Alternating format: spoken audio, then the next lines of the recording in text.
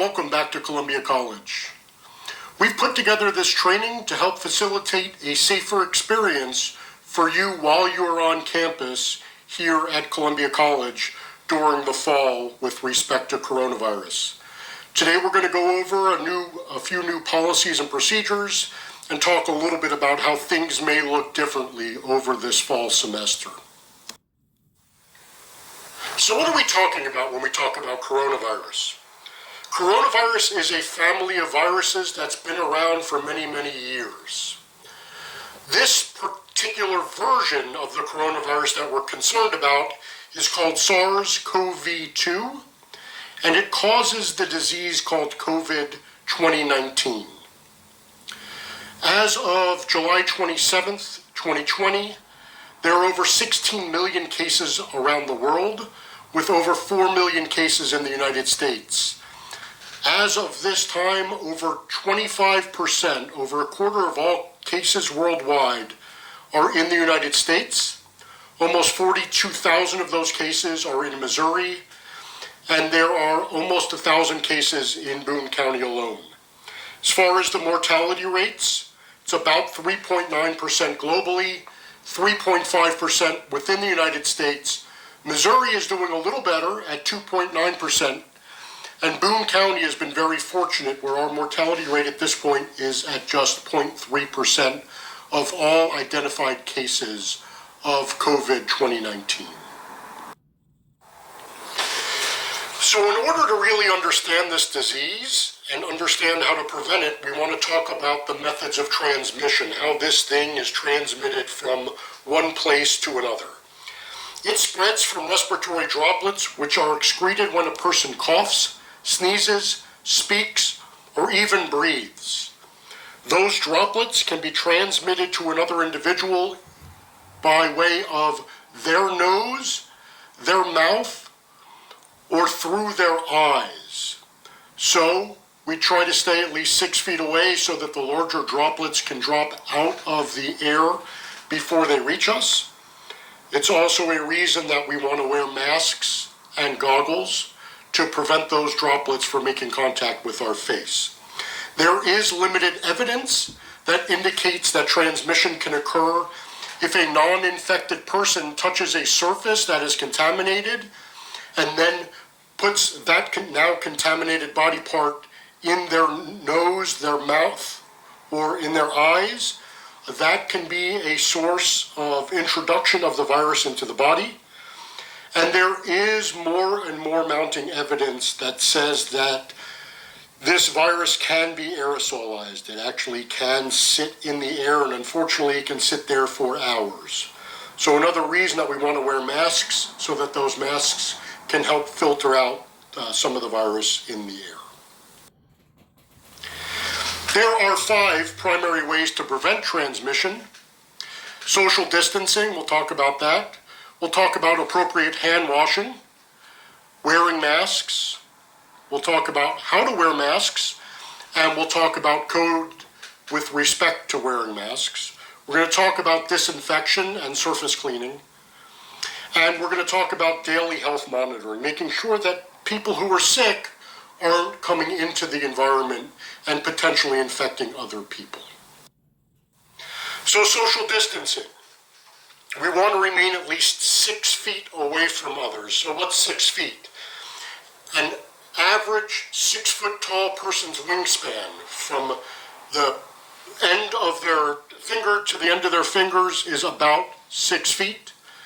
It's about the length of a full-size bed. And it's about the distance that those large droplets will fall out of the air and to the ground before they make contact with the body. So in order to maintain the social distancing, we would like to engage in non-contact methods of greeting. So that handshake or that fist bump or that hug is going to have to wait until this is all over. We can't get that close any longer. Another way that we're going to decrease the potential for people to violate social distancing is by staggering breaks. Don't have 2 people on break at the same time in one break room. We're going to stagger reporting times so that not everybody is piling up at the front door at once. And meal times. We're going to try to stagger meal times as much as possible so that we don't have that population density during the meals. So let's talk a little bit about hand washing.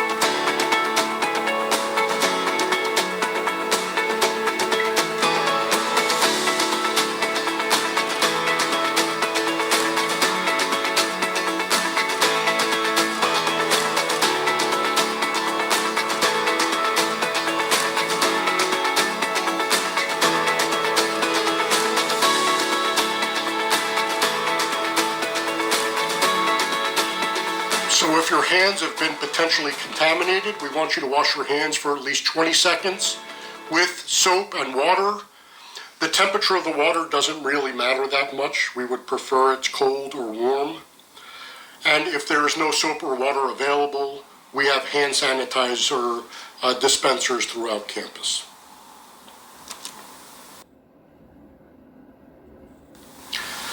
Face masks. This video is going to talk a little bit about appropriate face mask wearing, how we wear those face masks, how we clean them, how we maintain them.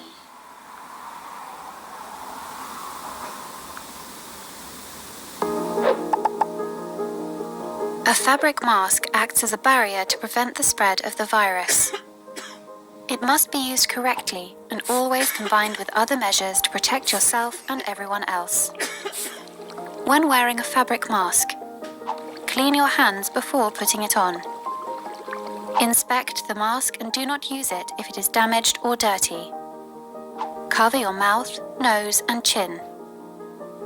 Adjust the mask to your face, leaving no gaps on the sides. Avoid touching the mask while wearing it. Change your mask once it gets dirty or wet. To take off the mask, clean your hands first. Remove it by the straps behind the head or ears without touching the front of the mask. As you remove the mask, pull it away from your face.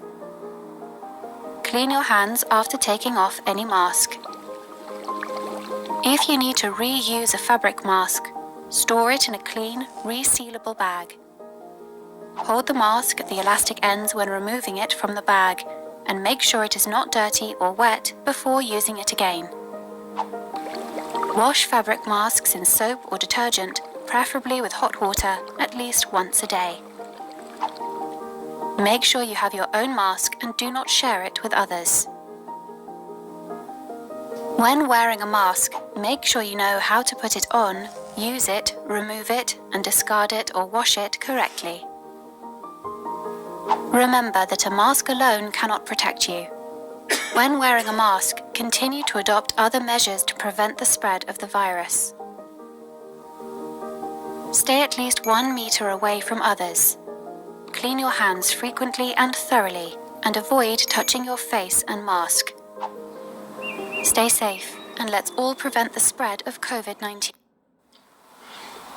Now let's talk a little bit about the face mask ordinance. I want to be clear that there is a Boone County, Columbia City face mask ordinance that requires that masks are worn at all times. But we also have this regulation within the college. So face coverings must be worn by everyone when indoors in college buildings and outdoors when that social distancing, that 6 foot distance is not possible. The only exceptions to the requirements are if you are in your dorm room or an office when you're separated from others by at least 6 feet. But if somebody were to come into your dorm room or into your office, the masks go back on. If you're in an individual workspace with a partition wall that's a minimum of 4 feet tall, that would be an exception to wearing a mask, but same answer, that if somebody were to come into your workspace, your mask needs to go back on. Obviously, you can't wear a mask while you're eating or drinking, so there's an exception to that when you're eating or drinking on campus. But when you're eating or drinking, you should still be socially distanced. And as a student athlete, when you're participating in college-approved athletic activities, you are not required to wear a mask. One other thing about masks is that masks with exhalation valves are prohibited as they do not sufficiently reduce the transfer of respiratory droplets. They don't actually filter the expired air, so they don't protect other people in the community. So we don't want you to wear any masks with exhalation valves. The college is going to provide a limited number of reusable masks, but if you want to bring one that you've been using, feel free to do that. But it needs to still follow CDC guidelines. And ultimately, Human Resources is going to be the arbiter of whether or not a face mask is appropriate for work. So when in doubt, notify Human Resources. Let's talk a little bit about cleaning and disinfecting. And I want to be clear, those are two very different things. In order to disinfect a surface, you first have to clean it. You can't disinfect a dirty surface because the dirt is actually preventing whatever that disinfectant is from getting to that microbe or that germ to disinfect. So you want to clean first, and then you want to disinfect. When you're disinfecting, use college-approved cleaner. It will be provided to you. You want to make sure that you follow the manufacturer's instructions. So sometimes it's not as easy as just spraying on and wiping off. Sometimes there's a leave time. It needs to stay wet on a surface for a period of time, which will give it enough time to kill whatever concern you have. And we would like you to disinfect your space before you work and after you work.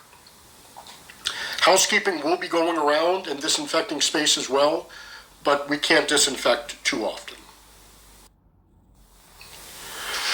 Another way to reduce the spread, the transmission of COVID-19 is by monitoring your own health. If you don't come to work sick, you can't pass it on to somebody else. So we want you to do a daily health monitor, or at least daily, that if you have a cough, shortness of breath, fever, chills, repeated shaking with chills, if you have a runny nose, muscle pain, a headache, sore throat, fatigue, new gastrointestinal symptoms, or a new loss of taste or smell. If you have not come to work yet or to school yet, we do not want you to come to work or to school. You should be notifying either the CCG director if you're a member of CCG, Human Resources if you're at main campus, and make sure to notify them. If you experience these symptoms while you are at work or at school, you should leave immediately and again make those notifications to the CCG director if you're with CCG, to Human Resources if you're a staff or faculty member on main campus, or if you're a student, that should go to Student Health Services. If this is something that's happening after hours and you can't reach those people, we would encourage you to contact Campus Safety, and Campus Safety will help you get in touch with the appropriate people.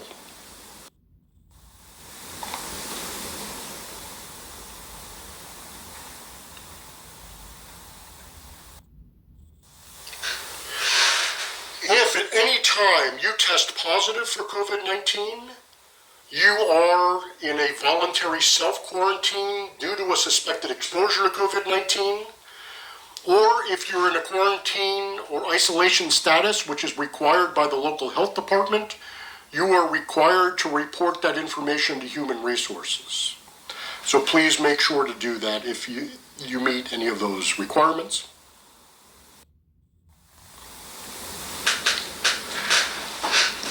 Let's talk a little bit about our campus facilities and how they might look different when you get back to campus. We are upgrading door openers on many of the doors. We are trying to reduce the number of contact points that it takes for you to get into buildings. So we are going to be upgrading some of our door openers.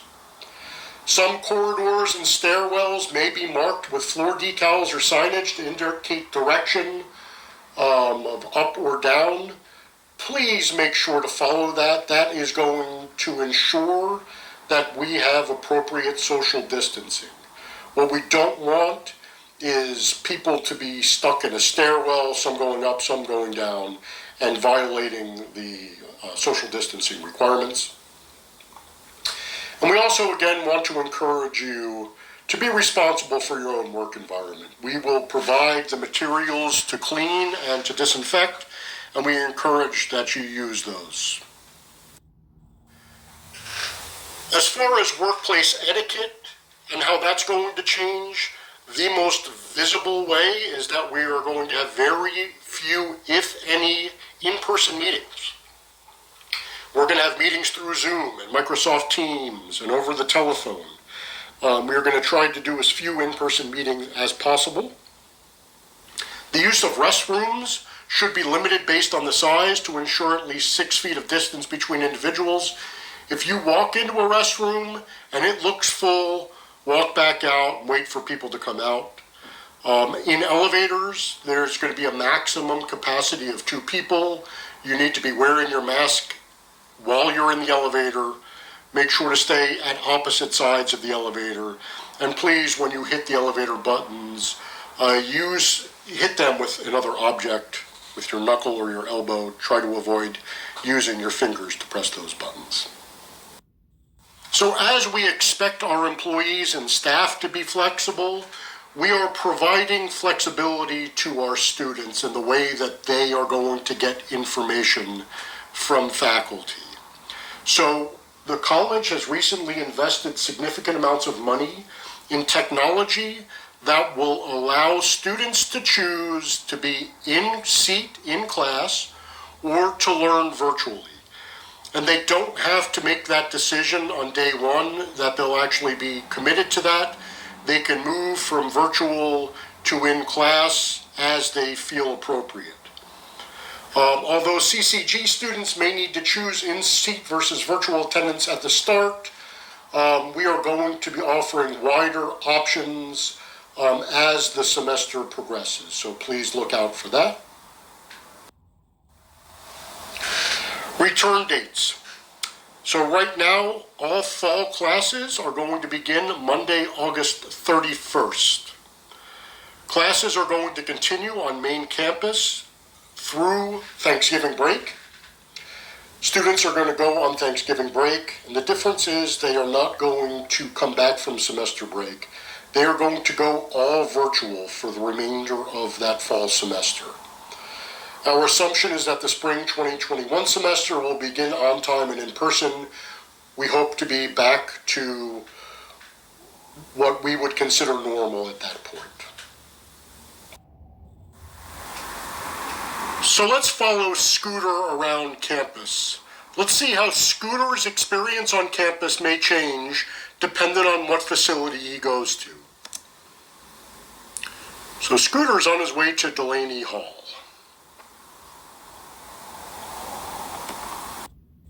In Delaney Hall, seating is going to be very limited. Self-service is not going to be available at this time. Diners are going to tell Ladin staff what they want, and staff will plate their food. We're still going to accommodate special diet requirements, and we're going to have a lot of prepackaged grab-and-go options. In order to provide seating for students, faculty, and staff can only access takeout meals from Delaney, and only before 11:30 a.m. or after 12:30 p.m., so we don't have the population density. Faculty and staff are not going to be permitted to eat in Delaney dining. The Cougar Cafe is available for all community members, but it's going to be very limited seating. So we're going to encourage people when it's nice outside to eat outside, but continue to maintain social distance whether you are inside or outside.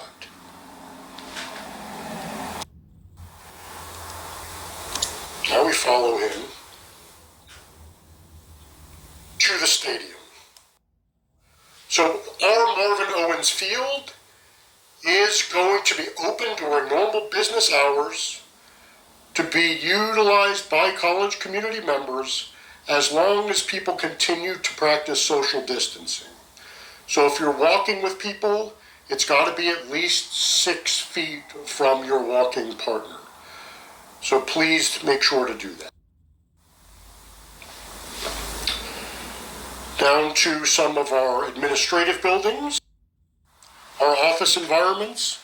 Our occupant density is going to be determined by our usable floor space. PFO or the local CCG director at CCG locations are going to identify maximum occupancy to ensure safe social distancing. Our refrigerators, microwaves, and coffee machines are still used, but please make sure to clean up after yourself, to sanitize after yourself, to reduce the potential for transmission. And while daily cleaning of high contact points will be completed by custodial staff, we are asking individuals to take personal responsibility for their own work environments and continue to clean their areas and utilize approved disinfectants.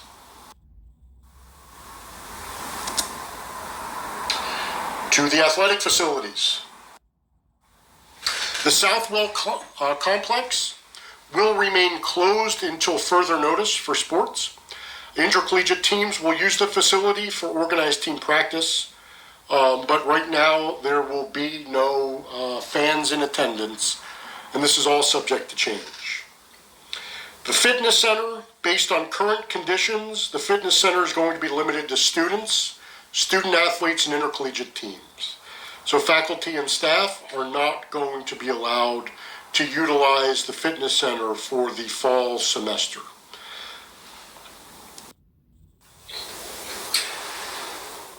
And we say that to say this, the big caveat. These are our plans. Unfortunately, we don't dictate how the progression of this disease happens and where it happens. But we are going to maintain an operational picture. We are going to keep up to date with situational reports, and we are going to modify our activities based on those.